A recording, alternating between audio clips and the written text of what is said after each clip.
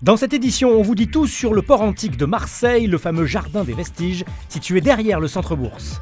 La foire de Marseille s'est terminée, le gaming était très présent sur le stand de la Provence tout le week-end. Deuil national et minute de silence en hommage à Jacques Chirac, nous sommes allés dans un lycée et à la mairie de Marseille. Ok, super, oui. Merci. C'est là où a accosté le premier bateau grec au VIe siècle avant Jésus-Christ. C'est aussi le plus ancien site antique urbain de France. Après un an de restauration, le jardin des vestiges, abritant le port antique de Marseille, a été officiellement inauguré ce jeudi et désormais ouvert au public. Nous sommes ici, dans les vestiges du port antique de Marseille.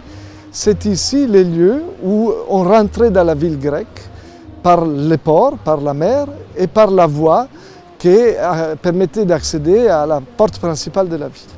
Donc aujourd'hui, nous avons aménagé cet espace en première salle du musée de l'histoire de Marseille. Et la calanque de Marseille, qui est aujourd'hui le vieux port, arrivait jusqu'à ici, là où vous voyez l'herbe verte.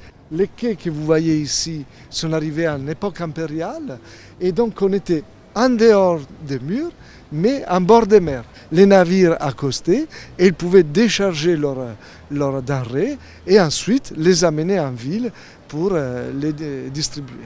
Ici, vous avez les bassins d'eau douce.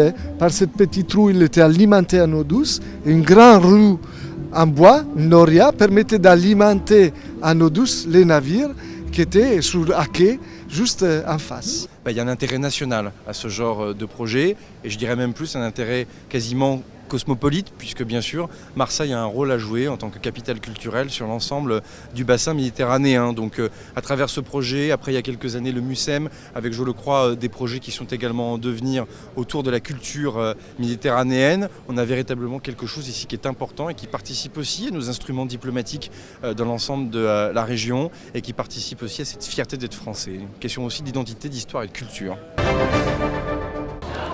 Ce week-end, manette et clavier résonnaient sur le stand du journal La Provence à la foire de Marseille.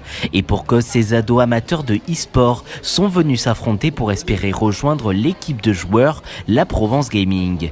Mais avant de connaître le nom des deux prochaines recrues, les finalistes doivent en découdre sur le jeu vidéo en ligne Fortnite. On a fait plusieurs qualifications, c'est un peu de pression, on est là, on joue contre des joueurs qui sont très bons. Il faut beaucoup s'entraîner. Moi je passe des heures de jeu en créatif, mais franchement, il faut avoir une bonne aim surtout et des bonnes mécaniques. Il faut que j'arrive à m'adapter à mon adversaire et donner le meilleur de moi et sans faire les erreurs que j'ai fait auparavant. Et je pense que ça peut bien se passer. Je trouve ça énorme, c'est une chance. Ce serait mon premier contrat entre guillemets dans une team semi-pro. Donc c'est une énorme chance. Après plusieurs heures de tournoi encadré, c'est Loïc, 17 ans, mieux connu sous le pseudo de BFC Divo, qui est sorti grand vainqueur des épreuves de qualification de la Provence. Content parce que c'était long surtout, mais déjà j'ai gagné et je voulais rentrer dans une team. Il était très fort parce qu'il jouait, son style de jeu en gros c'est le low ground, il faisait des décales tout ça, mais bon j'ai réussi à le contrer parce que j'ai des amis qui jouent comme lui. Et pour récompense, les deux finalistes Smoul et BFC Divo vont se voir offrir un contrat d'1 an à la Provence Gaming qui comprend divers partenariats, un accès à la gaming house et le bénéfice de conseils d'un coach. En cette journée de deuil national à Marseille, comme dans toute la France, une minute de silence a été observée dans les écoles et les administrations en hommage à Jacques Chirac. C'est important pour nous d'être réunis sous le drapeau de la France, de la région, pour commémorer ce deuil. C'était un grand président dont j'ai beaucoup entendu parler, malgré le fait que ce ne soit pas ma génération. Alors ce qui est assez extraordinaire, c'est que Jacques Chirac fait partie de ces personnages dont tout le monde a toujours parlé. Alors évidemment que la génération d'aujourd'hui n'est pas une génération qui a œuvré, je dirais, sous la présidence de Jacques Chirac, mais au regard de toutes les actions qu'il a pu mener, il restera à jamais celui qui aura dit non à nos partenaires mondiaux que sont les États-Unis, à nos partenaires de tous les temps. Donc non à la guerre d'Irak. Jacques Chirac, c'est aussi le plan cancer, il ne faut pas l'oublier. Jacques Chirac, c'est aussi la reconnaissance du Veldiv. Donc autant d'histoires qui sont enseignées dans les classes et je pense auxquelles les élèves restent et demeureront à jamais très sensibles. Nous sommes aujourd'hui à l'unisson de la France entière pour rendre hommage ici, depuis l'hôtel de ville de Marseille, à une personnalité extraordinaire, à cet ancien président de la République dont on pouvait penser que les Français ne s'en souviendraient pas autant que ce qu'ils viennent de le manifester depuis quelques jours.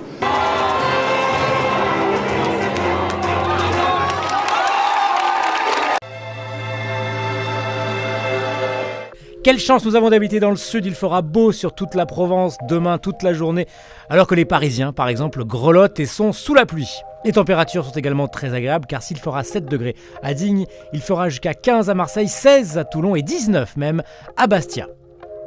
L'après-midi, c'est presque toujours l'été, 25 à Digne, 26 à Marseille, 27 à Arles et jusqu'à 28 à Avignon.